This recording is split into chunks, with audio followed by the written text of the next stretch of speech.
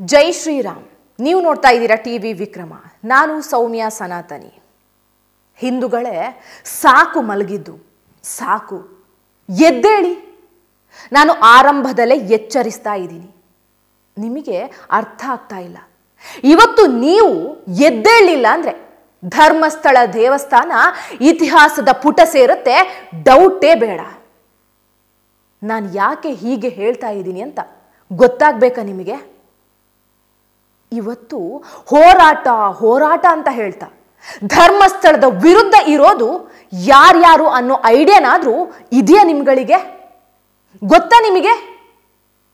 ಹೇಳ್ತೀನಿ, ಕಿವಿ ಕೊಟ್ಟು ಕೇಳಿ. ಮೊದಲಿಗೆ ರಸ್ತೆಗೆ ಇಳಿದು ನಾನು ಹೆಣ್ಣು ಮಕ್ಕಳಿಗೆ ಹೊಡಿತೀನಿ, ಏಯ್ ನಿಂಗೆ ಇದೆ ಕಣೆ ಹಬ್ಬ, ಹೀಗೆ ಎಷ್ಟು ಸಾಧ್ಯವೋ ಅಷ್ಟು ಕೀಳು ಪದಗಳ ಮೂಲಕ ಹೆಣ್ಣು ಮಕ್ಕಳಿಗೆ ಬೈಯುವಂಥ, ನಿಂದಿಸುವ ಗಡಿಪಾರಾದ ಮಹೇಶ್ ಶೆಟ್ಟಿ ತಿಮರೋಡಿ, ಸಾರಿ ರೌಡಿ ಮಹೇಶ್ ಶೆಟ್ಟಿ ತಿಮರೋಡಿ. ಮಹೇಶ್ ಶೆಟ್ಟಿ ಹೊಡೆದ ಅಂತ ಹೇಳಿ ಲೈವ್ ಅಲ್ಲಿ ಬಿಟ್ಟಿದ್ದಾನೆ ಪಾಪಿ ಭ್ಯಾವರ್ಸಿ. ಯಾರೋ ರಿಪೋರ್ಟರ್ ಅಜಿತ್ ಜೈನ, ಅದನ್ನು ತಕ್ಷಣ ಹಿಂಪಡಿಬೇಕು ಅವನು. ಇಲ್ಲವಾದ್ರೆ ಖಂಡಿತ ದಿನದಲ್ಲಿ ಸುವರ್ಣ ಟಿವಿಯ ಆಂಕರ್ಗಳು ಸಿಕ್ಕಿದಲ್ಲಿ ಹೊಡಿತೇವೆ. ನಾವು ಮುಂದೆ ಸಿಕ್ಕಿದಲ್ಲಿ ಹೊಡಿತೇವೆ. ಇಲ್ಲಾದ್ರೆ ನಾವು ತಪ್ಪು ಮಾಡಲಿಲ್ಲ, ನಾವು ಹೊಡೆದದನ್ನು ಹೇಳಿ, ಏನು ಮಾಡಲಿಲ್ಲದನ್ನು ಹೊಡೆದಿದ್ದಾರೆ ಅಂತೇಳಿ ಮಹೇಶ್ ಶೆಟ್ಟಿನ ಗ್ಯಾಂಗ್ ಅಂತೆ. ಅವಳೊಬ್ಳು ಹರಿತಿದ್ಲು ಸುವರ್ಣ ನ್ಯೂಸ್ ಅಲ್ಲಿ. ಇದೇ ಹಬ್ಬ ಅವಳಿಗೂ ಕೂಡ ಹಬ್ಬ. ಇನ್ನು ನೆಕ್ಸ್ಟ್, ಸಂವಿಧಾನ ಕೊಟ್ಟಂತಹ ಡಾಕ್ಟರ್ ಬಾಬಾ ಸಾಹೇಬ್ ಅಂಬೇಡ್ಕರ್ ಅವರ ಕನಸಿನ ಪ್ರಜಾಪ್ರಭುತ್ವದ ಮಂದಿರ ವಿಧಾನಸೌಧಕ್ಕೆ ಪೊಲೀಸ್ ಇಲಾಖೆಯಲ್ಲೇ ಇದ್ಕೊಂಡು ಬಾಂಬ್ ಇಟ್ಟಂತವನು ಈಗ ಬಂದು ಪೊಲೀಸ್ ಇಲಾಖೆಯನ್ನೇ ಕೆಟ್ಟದಾಗಿ ಬೈತಾ ಇರೋನು ಗಿರೀಶ್ ಮಟ್ಟಣ್ಣನವರ್. ಸಾರಿ ಬಾಂಬ್ ಗಿರೀಶ್ ಮಟ್ಟಣ್ಣನವರ್.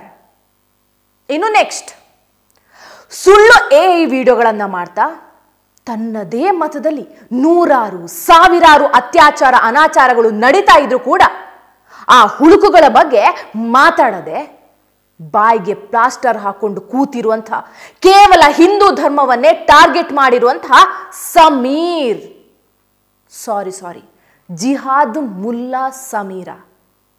ಇನ್ನು ನೆಕ್ಸ್ಟ್, ಸಾವಿರಾರು ಹತ್ಯೆಗಳಲ್ಲಿ ನಾನು ಕೂಡ ಪಾಲುದಾರನಾಗಿದ್ದೆ, ಅಯ್ಯೋ ನಾನು ತಪ್ಪು ಮಾಡಿದ್ದೀನಿ ಅಂತ ಪಾಪ ಈಗ ಪಶ್ಚಾತ್ತಾಪ ಪಡ್ತಾ ಇರುವಂಥ ಭೀಮಾ, ಸಾರಿ ತನಗೆ ತಾನೇ ಹೆಸರಿಟ್ಕೊಂಡಿರುವಂಥ ತಾತ್ಕಾಲಿಕ ಭೀಮ. ರಸ್ತೆಯಲ್ಲಿ ಲಾಂಗ್ ಹಿಡ್ಕೊಂಡು ರೀಲ್ಸ್ ಮಾಡಿ ಜೈಲಿಗೆ ಹೋಗಿ ಬಂದಂಥ ಬಿಗ್ ಬಾಸ್ ರಜತ್. ಇನ್ನು ನೆಕ್ಸ್ಟ್, ರಸ್ತೆಯಲ್ಲಿ ಸಿಕ್ಕವರಿಗೆ, ಆಟೋ ಡ್ರೈವರ್ಗಳಿಗೆ ಬೈಯೋನು, ಹೊಡೆಯೋನು, ಪೊಲೀಸ್ ಇಲಾಖೆಯ ಬಗ್ಗೆ ಕೆಟ್ಟದಾಗಿ ಮಾತಾಡೋನು. ದಿನ ಬೆಳಗಾದೆ ಸಾಕು ಹೆಣ್ಣು ಮಕ್ಕಳ ಫೋಟೋ ಹಾಕಿ ಗುಡ್ ಮಾರ್ನಿಂಗ್ ಅಂತ ಹೇಳುವಂತಹ, ತನ್ನನ್ನ ತಾನು ವಕೀಲ್ ಸಾಬ್ ಅಂತ ಕರೆಸಿಕೊಳ್ಳುವಂತಹ ಸೋ ಕಾಲ್ಡ್ ಲಾಯರ್ ಜಗದೀಶ್. ಇನ್ನು ನೆಕ್ಸ್ಟ್, ಹಿಂದೂಗಳ ಹತ್ಯೆಯಲ್ಲಿ ಸ್ವತಃ ಭಾಗಿಯಾಗು, ಮತಾಂತರ, ಲವ್ ಜಿಹಾದ್ಗೆ ಪ್ರೇರಣೆ ಕೊಡುವಂಥ ತಾಂಟ್ರೆ ಬಾ ತಾಂಟ್ ಅನ್ನೋ ನಿಷೇಧಿತ SDPI ಅಂಡ್ PFI ಸಂಘಟನೆ. ಇನ್ನು ಕೊಲೆ ಮಾಡಿ ಆರೋಪದಲ್ಲಿರುವಂತಹ, ಜೈಲಿಗೆ ಹೋಗಿ ಬಂದಿರುವಂತಹ ಸೌಜನ್ಯ ನ್ಯಾಯದ ಹೆಸರಲ್ಲಿ ಚಂದ ಎತ್ತಿದಂಥ ಮೇಡಮ್ ಸಂಧ್ಯಾ. ಇನ್ನು ನೆಕ್ಸ್ಟ್, ಹಿಂದೂ ದೇವರುಗಳ ಬಗ್ಗೆ, ಹಿಂದುತ್ವದ ಬಗ್ಗೆ ಕೆಟ್ಟದಾಗಿ ಮಾತಾಡೋ ಕಮ್ಯುನಿಸ್ಟ್ ನವೀನ್ ಸೂರಿಂಜೆ.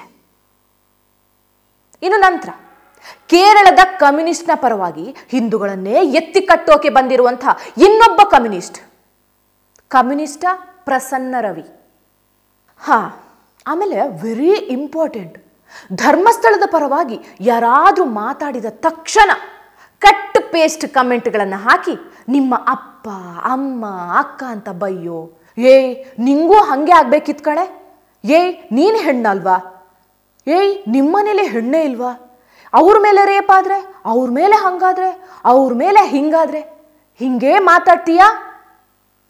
ಹೀಗೆ ಊಹೆ ಮಾಡೋಕ್ಕೂ ಆಗದಂಥ, ಈ ಬಾಯಿಂದ ಹೇಳೋಕೆ ಸಾಧ್ಯ ಆಗದಂತಹ ಕೆಟ್ಟ ಮಾತುಗಳ ಮೂಲಕ ಅದೇ ಹೆಣ್ಣು ಮಕ್ಕಳಿಗೆ ಬೈಯುವ, ಅದೇ ಹೆಣ್ಣು ಮಕ್ಕಳಿಗೆ ವೇಶ್ಯ ಅನ್ನೋ ಇವರ ಸೋ ಕಾಲ್ಡ್ ಫಾಲೋವರ್ಸ್, ಸಮೂಹ ಸನ್ನಿ ವರ್ಗ. ಇಷ್ಟು ಲಿಸ್ಟ್ ಕೊಟ್ನಲ್ವಾ, ಯಾರಾದರೂ ನ್ಯಾಯದ ಹಾದಿಯಲ್ಲಿ ನಡೆದವರು ಇದಾರ ಇದರಲ್ಲಿ? ಇವ್ರುಗಳನ್ನ ನೀವುಗಳು ನಂಬ್ತೀರಾ ಹೇಳಿ? ಈಗ ನೀವೇ ಹೇಳಿ ನನಗೆ, ಇಷ್ಟೆಲ್ಲ ಅನ್ಯಾಯವನ್ನೇ ಎಸಗಿದಂಥ ಈ ದ್ರೋಹಿಗಳು ನ್ಯಾಯ ಒದಗಿಸಿ ಕೊಡ್ತಾರಾ? ಇಷ್ಟೆಲ್ಲ ಅಪರಾಧ ಎಸಗಿದಂಥ ಈ ದ್ರೋಹಿಗಳು ನ್ಯಾಯ ಒದಗಿಸಿ ಕೊಡ್ತಾರಾ? ಅಲ್ಲ, ನಾನು ಕೇಳೋದು, ಅನ್ಯಾಯವನ್ನು ಮಾಡಿರೋ ನೀವುಗಳು, ಅಪರಾಧ ಮಾಡಿರೋ ನೀವುಗಳು ಅದೇ ನ್ಯಾಯ ಕೇಳೋಕೆ ಬರ್ತೀರಿ? ಯಾವ ಮುಖ ಇಟ್ಕೊಂಡು ಬರ್ತೀರಿ? ನಾಚಿಕೆ ಆಗಲ್ವಾ ನಿಮಗೆ? ಅನ್ಯಾಯವನ್ನೇ ಮಾಡಿರುವಂಥ ಇವರುಗಳಿಗೆ ನ್ಯಾಯಾಲಯದ ಮೇಲೆ ನಂಬಿಕೆ ಇಲ್ಲ, ಪೊಲೀಸ್ ಇಲಾಖೆ ಮೇಲೆ ನಂಬಿಕೆ ಇಲ್ಲ, ಪ್ರಜಾಪ್ರಭುತ್ವದ ಮೇಲೆ ನಂಬಿಕೆ ಇಲ್ಲ, ಸಂವಿಧಾನದ ಮೇಲೆ ನಂಬಿಕೆ ಇಲ್ಲ. ಇವರ ಕೆಲಸ ಇಷ್ಟೇ, ನ್ಯಾಯ ಅನ್ನೋ ಬೋರ್ಡ್ ಹಿಡ್ಕೊಂಡು ಜನರನ್ನ ಕನ್ಫ್ಯೂಸ್ ಮಾಡಿ, ಜನರನ್ನ ಪೆದ್ದರನ್ನಾಗಿ ಮಾಡಿ, ಜನರನ್ನಲ್ಲ ಹಿಂದೂಗಳನ್ನ ಪೆದ್ದರನ್ನಾಗಿ ಮಾಡಿ ತಮ್ಮ ಬೇಳೆ ಬೇಯಿಸ್ಕೊಳ್ಳೋದು. ಒಪ್ಕೋತೀರಾ? ಹಿಂದೂಗಳೇ, ಇನ್ನೂ ಒಂದಷ್ಟು ಪ್ರಶ್ನೆ ಕೇಳ್ತೀನಿ, ಅರ್ಥ ಮಾಡ್ಕೊಳ್ಳೋದಾದ್ರೆ ಮಾಡ್ಕೊಳ್ಳಿ. ಶಬರಿಮಲೆ ಜನರ ನಂಬಿಕೆ ಮೇಲೆ, ಹಿಂದೂಗಳ ನಂಬಿಕೆ ಮೇಲೆ ದಾಳಿ ಮಾಡಿದವರು ಯಾರು? ಶನಿ ಸಿಂಹೇಶ್ವರ ದೇವಸ್ಥಾನದ ನಂಬಿಕೆ ಮೇಲೆ ದಾಳಿ ಮಾಡಿದವರು ಯಾರು? ಸದ್ಗುರು ಅವರ ಈಶಾ ಫೌಂಡೇಶನ್ ಮೇಲೆ ದಾಳಿ ಮಾಡಿದವರು ಯಾರು? ಅಲ್ಲಿ ಕೊಲೆ ಮಾಡಲಾಗಿದೆ ಅನ್ನೋ ಆರೋಪ ಇದೇ ರೀತಿ ಮಾಡಿದ್ರಲ್ವಾ? ಯಾರು ಮಾಡಿದ್ದು? ಯಾಕೆ ಮಾಡಿದ್ದು? ಎಲ್ಲ ಹೋಗ್ಲಿ, ಕೊನೆಗೆ ಸದ್ಗುರು ತನ್ನ ಸ್ವಂತ ಮಗಳ ಜೊತೆಗೆ ಫೋಟೋ ಹಾಕಿದ್ದಕ್ಕೆ ಬೇರೆ ಏನೋ ಸಂಬಂಧ ಕಲ್ಪಿಸಿಕೊಟ್ರಲ್ವಾ? ಯಾರು ಮಾಡಿದ್ದದನ್ನ? ಇನ್ನು ತಮಿಳುನಾಡಿನ ಕಂಚಿ ಸ್ವಾಮೀಜಿ ಅವರನ್ನ ಜೈಲಿಗೆ ಅಟ್ಟಲಾಗತ್ತೆ. ಆದರೆ ಜನರಿಗೆ ಆಮೇಲೆ ಅರ್ಥ ಆಗತ್ತೆ, ಓ ಇದೊಂದು ವ್ಯವಸ್ಥಿತ ಸಂಚಾಗಿತ್ತು ಅಂತ. ಇಲ್ಲಿ ಹಿಂದೂಗಳನ್ನ ಕನ್ಫ್ಯೂಸ್ ಮಾಡಿದವರು ಯಾರು ಹಾಗಾದ್ರೆ? ಹಿಂದೂಗಳನ್ನ ಪೆದ್ದರನ್ನಾಗಿ ಮಾಡಿದವರು ಯಾರು? ಹಿಂದೂಗಳ ಮೇಲೆ ಎತ್ತಿ ಕಟ್ಟಿದವರು ಯಾರು? ಇದು ಹೀಗೆ ಮುಂದುವರೆದ್ರೆ ಧರ್ಮಸ್ಥಳ ಕೂಡ ಇತಿಹಾಸ ಸೇರುತ್ತೆ. ಎಚ್ಚರ ಹಿಂದೂಗಳೇ. ಮುಂದಿನ ಟಾರ್ಗೆಟ್ ಶೃಂಗೇರಿ ಆಗಿರ್ಬೋದು, ನಂತರದ ಟಾರ್ಗೆಟ್ ಚಾಮುಂಡೇಶ್ವರಿ. ನೀವು ಇನ್ನೂ ನಿದ್ದೆಯಿಂದ ಎಚ್ಚರಗೊಳ್ಳದೆ ಹೋದ್ರೆ ನಮ್ಮ ಮುಂದಿನ ಪೀಳಿಗೆ ರಸ್ತೆಯಲ್ಲಿ ನಮಾಜ್ ಮಾಡಬೇಕಾಗಬಹುದು, ಇಲ್ಲ ಕ್ಯಾಂಡಲ್ ಹಿಡ್ಕೊಂಡು ಚರ್ಚ್ನಲ್ಲಿ ನಿಲ್ಬೇಕಾಗಬಹುದು. ನೆನೆಸ್ಕೊಂಡ್ರೇನೆ ಭಯ ಆಗತ್ತೆ, ನಿಜವಾಗ್ಲೂ ಭಯ ಆಗತ್ತೆ.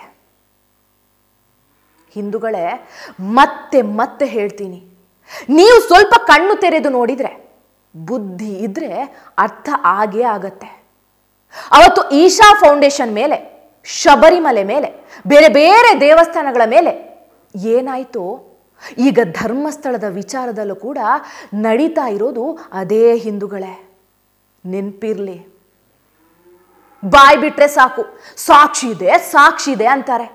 ದಾಖಲೆ ಇದೆ ನಮ್ಮ ಹತ್ರ, ಇದೇ ಮೊಬೈಲ್ ನಲ್ಲಿ ಎಲ್ಲಾ ದಾಖಲೆಗಳು ಕೂಡ ಇದೆ, ತೋರಿಸ್ತೀನಿ. ಎಲ್ಲಾ ಸಾಕ್ಷಿಗಳನ್ನ ಜನರ ಮುಂದೆ, ಮಾಧ್ಯಮದ ಮುಂದೆ ಇಟ್ಟು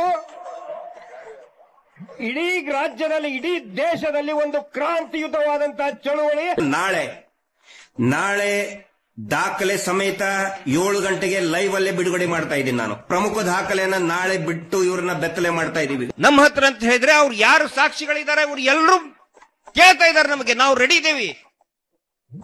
ನಮ್ಮನ್ನು ಕರ್ಕೊಂಡು ಹೋಗಿ ನ್ಯಾಯಾಲಯಕ್ಕೆ, ಪೊಲೀಸರ ಮುಂದೆ ಕರ್ಕೊಂಡು ಹೋಗಿ ಯಾವ ರೀತಿ ಅತ್ಯಾಚಾರ ಆಯ್ತು ಅನ್ನೋದು ನಾವು ಹೇಳ್ತೀವಿ.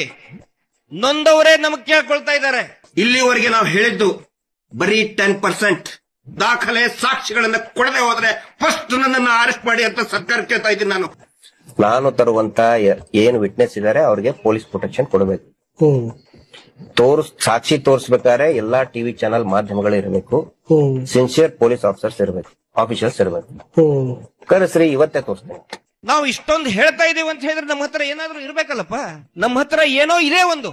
ಯಾವ್ದ್ರಿ ಸಾಕ್ಷಿ? ನಂಗೂ ಕೇಳಿ ಈ ನಾಟಕ ನೋಡಿ ಸಾಕಾಯ್ತು.